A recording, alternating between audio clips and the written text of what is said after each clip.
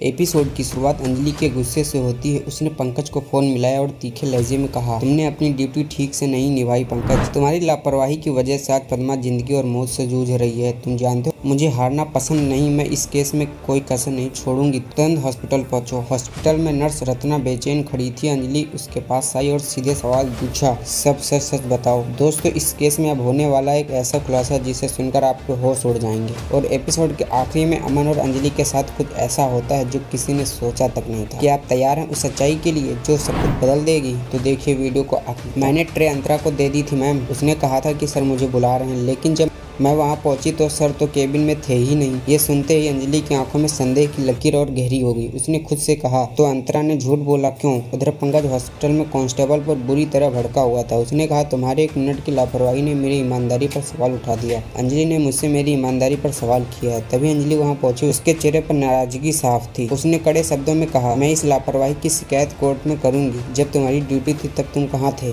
Constable बोला, मैं washroom गया था। अंजलि ने उसकी आंखों में झांका और कहा, झूठ मत बोलो, तुम कुछ छुपा रहे हो। इसके बाद अंजलि ने पंकज से कहा, रत्ना का बयान मेरी मौजूदगी में लो। मुझे यकीन है वो निर्दोष है। पंकज ने कहा, मैं जांच अधिकारी हूँ अंजलि, तुम्हें हर बात में दखल नहीं करना चाहिए। अंजलि ने गुस्से से कहा, पद्मा पर पहले भी हमले हो चुके हैं। मैं अब कोई गलती नहीं होने दूंगी। सब कुछ मेरी निगरानी में होगा। उधर पंकज ने अंतरा के बयान लेना शुरू किया। उसने अंतरा से पूछा, तुमने ट्रे क्यों ली? अंतरा बोली, मैंने कोई ट्रे नहीं ली। पंकज ने बयान दर्ज करने के आदेश दिया। अंजलि ने विरोध किया। उसने कहा, ये झूठ बोल रही रत्ना बेगुनाह है। मैं रत्ना पर चार्जशीट दाखिल कर रहा हूँ। अब फैसला कोर्ट करेगा कौन सही है कौन गलत। अंजलि ने एक पल चुप रहकर पंकज की आंखों में देखा, फिर कहा, तुम्हारे पिता परिमल पुरोहित? पंकज ने अंजलि से पूछा, तुम्हें कैसे पता मेरे पिता का नाम? अंजलि ने जवाब दिया, मैंने सब पता कर दिया। और कहती है वो हमेशा सच का साथ देने वाले पुलिस वाले माने जाते थे। तुम क्यों झूठ को बढ़ावा दे रहे हो? कोई है जो तुम्हें दबाव में रख रहा है। पंकज की आंखें नम होगी। उसने बड़ी मुश्किल में कहा, मैं तुम्हें बताना चाहता हूँ कि असल में क्या हुआ था। लेकिन तभी कांस्टेबल विद्युत वहाँ पहुंच गया। पंकज ने खुद को संभाला, चुपचाप मुड़ा और वहाँ से चला गया। पंकज चुप क्यों है?